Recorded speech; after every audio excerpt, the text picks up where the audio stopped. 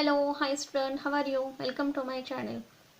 आजच्या व्हिडिओमध्ये आपण एक्झरसाइजमधील 15 नंबरचा, 16 नंबरचा आणि 17 नंबरचा जे काही दोन क्वेश्चन आहेत हे आपण सॉल्व करणार आहोत. पण त्याही आधी अजूनही जर तुम्ही चॅनलला सबस्क्राईब केलं नसेल तर चॅनलला सबस्क्राईब करा. व्हिडिओ आवडला तर नक्की लाईक करा आणि जास्तीत जास्त विद्यार्थ्यांमध्ये व्हिडिओ शेअर करा. So let's start. याच्यामध्ये तुम्हाला कॅल्क्युलेट नेट प्रॉफिट रेशो सांगितलेला आहे. त्याच्यामध्ये जे काही इन्फॉर्मेशन गिवन केलेले आहेत त्यावरून आपल्याला नेट प्रॉफिट रेशो कॅल्क्युलेट करायचा आहे. सेल्स 3,80,000 सांगितलेले आहेत, कॉस्ट ऑफ गुड सोल्ड 2,60,000 सांगितलेले आहेत अँड इनडायरेक्ट एक्सपेन्सेस 60,000 सांगितलेले आहेत. आता नेट प्रॉफिट रेशो कॅल्क्युलेट करण्यासाठी एक ठराविक फॉर्म्युला आपल्याला अप्लाय करावा लागणार आहे. बघा, net profit ratio is equals to net profit divided by net sales multiply 100. आता याच्यामध्ये दिलेली इन्फॉर्मेशन आपल्याकडे अवेलेबल नसेल तर त्यासाठी आपल्याला कॅल्क्युलेशन करून घ्यावं लागणार आहे. आता या ठिकाणी ग्रॉस प्रॉफिट देखील आपल्याला काय करावं लागणार आहे, कॅल्क्युलेट करून घ्यावं लागणार आहे. लक्षात घ्या.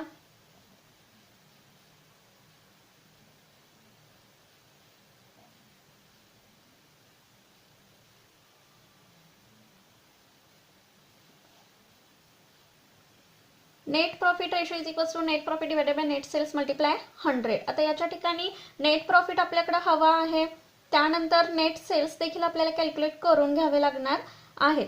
आता नेट सेल्स जे काही आहेत किंवा नेट प्रॉफिट जो काही आहे, हा नेट प्रॉफिट कॅल्क्युलेट करून घेण्यासाठी आपल्याला सर्वात प्रथम ग्रॉस प्रॉफिटची अमाऊंट आपल्याला लागणार आहे. त्याच्यासाठी प्रथम आपल्याला ग्रॉस प्रॉफिट कॅल्क्युलेट करून घ्यावं लागणार आहे. आपल्याला माहिती आहे प्रिव्हियस जो काही आपण आता क्वेश्चन सॉल्व केलेला आहे 14 नंबरचा, त्याच्यामध्ये आपण ग्रॉस प्रॉफिट कशा पद्धतीने कॅल्क्युलेट केलेला आहे तर net sales minus cost of goods sold. आता नेट सेल्स किती सांगितलेले आहेत क्वेश्चन मध्ये बघा, 3,80,000 नेट सेल्स सांगितलेले आहेत ते आपण लिहून घेणार आहोत. 3,80,000 minus cost of goods sold ते देखील गिवन केलेले आहेत किती तर 2,60,000 सांगितलेले आहेत.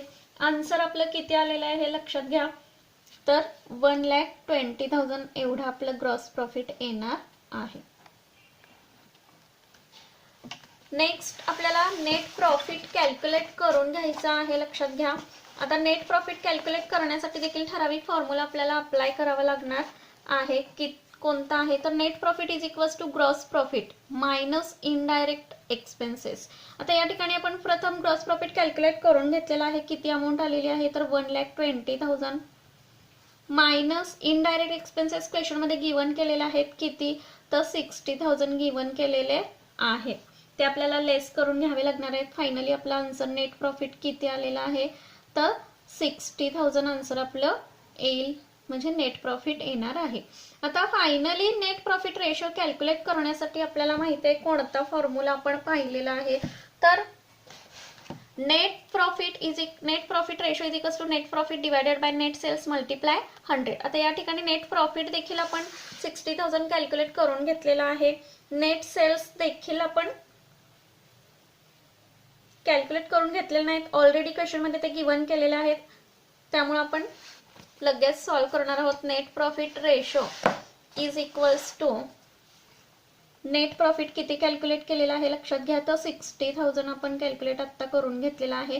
डिवायडेड बाय नेट सेल्स किती सांगितलेले आहेत क्वेश्चन मध्ये तर 3,80,000 सांगितलेले आहेत. बघा या ठिकाणी मल्टिप्लाय आपल्याला काय करायचे तर 100 मल्टिप्लाय करून घ्यायचे आहेत. बघा आन्सर आपलं कॅल्क्युलेशन केल्यानंतर किती येणार आहे 15.79%. विद्यार्थ्यांनी कॅल्क्युलेशन करून पाहायचं आहे. फायनली आपला आन्सर किती येणार आहे तर 15.79%, म्हणजे न्यू प्रॉफिट शेअरिंग रेशो किती आला आपला 15.79%. आय होप 14 नंबरचा आणि 15 नंबरचा क्वेश्चन तुम्हाला समजला असणार आहे. रेशो जे काही दिलेले ते अतिशय सिंपल फॉर्म्युले त्यांनी सांगितलेले आहेत रेशोचे, त्या पद्धतीने आपण रेशो कॅल्क्युलेट केलेले आहेत. क्वेश्चन नंबर जो काही 16 आहे याच्यामध्ये कॅल्क्युलेट आपल्याला ऑपरेटिंग रेशो करण्यासाठी सांगितलेलं आहे. त्याच्यासाठी एक ठराविक फॉर्म्युला देखील आपल्याला अप्लाय करावा लागणार आहे. क्वेश्चन मध्ये दिलेली जी काही इन्फॉर्मेशन आहे ती आपल्याला फॉर्म्युलामध्ये घालून ऑपरेटिंग रेशो कॅल्क्युलेट करायचा आहे. कॉस्ट ऑफ गुड्स सोल्ड आपल्याकडे 3,50,000 सांगितलेले आहेत. Operating expenses 30,000 and sales 5 lakh सांगितलेले आहेत आणि सेल्स रिटर्न 30,000 सांगितलेले आहेत। सर्वात प्रथम आपण ऑपरेटिंग रेशो जो काही आहे तो कॅल्क्युलेट करण्यासाठीचा जो काही फॉर्म्युला आहे तो फॉर्म्युला आपण पाहणार आहोत। बघा कशा पद्धतीने फॉर्म्युला आहे।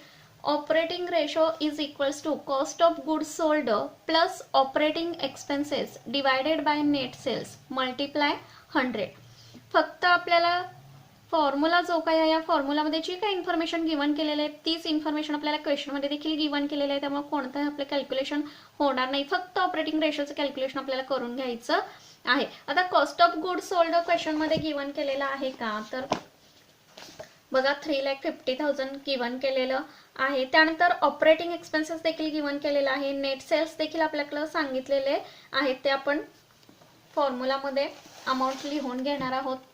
बघा कॉस्ट ऑफ गुड्स सोल्ड किती सांगितलेले आहेत, तर 3,50,000 सांगितलेले आहेत, प्लस ऑपरेटिंग एक्सपेन्सेस किती सांगितलेले आहेत, तर 30,000 सांगितलेले आहेत, डिवायडेड बाय नेट सेल्स पण क्वेश्चनमध्ये सांगितलेले आहेत 4,70,000, मल्टिप्लाय 100 करून घ्यायचे आहेत। बघा टोटल या ठिकाणी किती आलेले आहे, तर 3,80,000 multiply 4,70,000 sorry 3,80,000 divided by 4,70,000 multiply 100। Answer आपलं फायनली किती येईल, तर 80.85%। विद्यार्थ्यांनी कॅल्क्युलेशन करून पाहायचं आहे। बघा 80.85% या पद्धतीने आन्सर आपल्याला येणार आहे। एक गोष्ट विद्यार्थ्यांनी लक्षात घ्यायचं आहे, कॅल्क्युलेशन करत असताना विद्यार्थ्यांनी स्वतः कॅल्क्युलेशन करायचं आहे, कॅल्क्युलेटरचा वापर आपल्याला अलाउ नाहीये। बोर्ड एक्झाम आपण देणार आहोत, बोर्ड एक्झामसाठी आपल्याला कॅल्क्युलेटर अलाउ केलेलं नाही, त्यामुळं स्वतः विद्यार्थ्यांनी हे कॅल्क्युलेशन करायचं आहे। बघा फायनली आपला ऑपरेटिंग रेशो किती आलेला आहे, तर 80.85%। नेक्स्ट जो काही क्वेश्चन आहे, लास्ट एक्सरसाइज मधील जो काही रेशो आपण कॅल्क्युलेट करणार आहोत तो म्हणजे करंट रेशो त्यांनी कॅल्क्युलेट करण्यासाठी सांगितलं, म्हणजे लास्ट जो काही क्वेश्चन आहे 17 नंबरचा कॅल्क्युलेट काय करण्यासाठी सांगितलंय, बघा त्यांनी व्हॉट इज करंट रेशो आपल्याला कॅल्क्युलेट करायचा आहे। करंट असेट्स त्यांनी गिवन केलेले आहेत, करंट लायबिलिटीज देखील आपल्याला सांगितलेले आहेत आणि त्यावरून करंट रेशो आपल्याला कॅल्क्युलेट करायचा आहे। आता करंट रेशोचा आपल्याला फॉर्म्युला माहिती आहे काय आहे, तर current ratio is equals to current assets divided by current liability. Current assets आपल्याला क्वेश्चन मध्ये सांगितलेले आहेत, किती सांगितलेले आहेत बघा, तर 3 लाख सांगितलेलं आहे। नेक्स्ट डिवायडेड बाय काय करायचं आहे आपल्याला, तर करंट लायबिलिटीज काय करायचे आहेत, डिवाइड करायचे आहेत, त्या किती सांगितलेल्या आहेत बघा, तर 1 लाख सांगितलेलं आहे। कॅल्क्युलेशन करून झाल्यानंतर बघा भाग घालवल्यानंतर आपल्याकडे आन्सर किती राहणार आहे, तर 3 डिवायडेड बाय 1 हे आन्सर राहील, म्हणजे फायनली आपल्याकडं करंट रेशो किती येईल, तर 3:1 हा आपला रेशो करंट रेशो असणार आहे।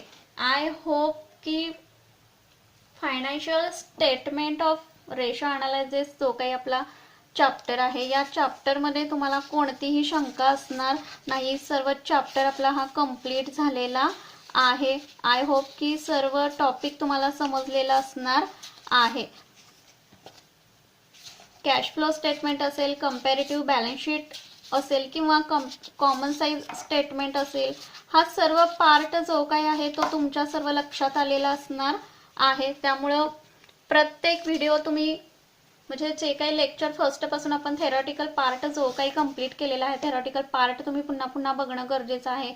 रेशोचा जो काही पार्ट आहे त्याच्यातले फॉर्म्युले तुमचे पाठ असणं गरजेचं आहे, तर तुम्ही रेशो कॅल्क्युलेट करू शकता।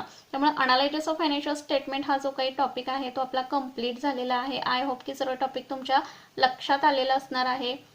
सो व्हिडिओ आवडला तर नक्की लाईक करा आणि जास्तीत जास्त विद्यार्थ्यांपर्यंत व्हिडिओ शेअर करा। Thank you, take care.